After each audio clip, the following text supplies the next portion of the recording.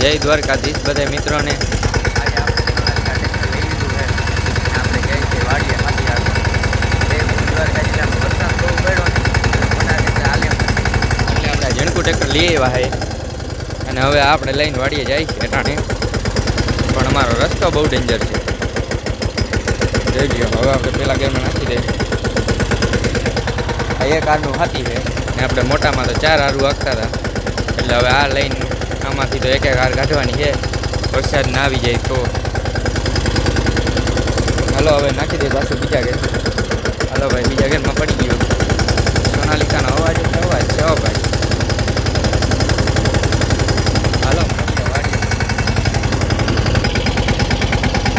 इधर बहुत ही चुनौती का सामना करना पड़ रहा है.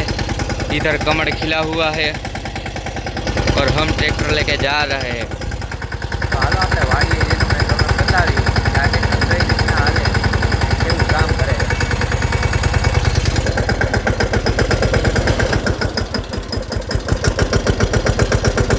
ભાઈ આપણે થોડુંક ફાવતું નથી. આ લીવર થોડુંક નથી ફાવતું, એડજસ્ટ નથી થતું. મને એમ લાગે આ બંધ પડી જાય, પણ બંધ નથી પડતું. કે આનું કહેવાય આમ તમે લીવર મારો એટલે ડાયરેક્ટ ઝટકો મારે. જો આ દબાવવાનું તો નામ જ નથી લેતું. હવે વાડીએ જઈને ખબર પડે ગારામાં કેવું ચાલે છે.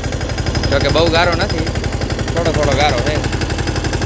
બાકી હવે આપણે જવા દઈએ, મળીએ વાડીએ પૂગીને. હાલો હવે હજી તમને એક રસ્તો દેખાડી કેવો ડેન્જર છે નહીં.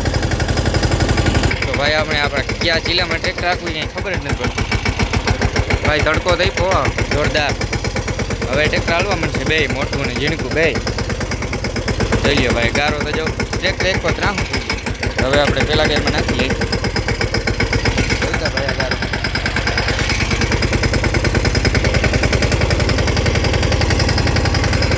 આ રસ્તો અમારે બહુ ઓળો છે, ડેન્જર. હલો મળીએ વાડીએ જઈને.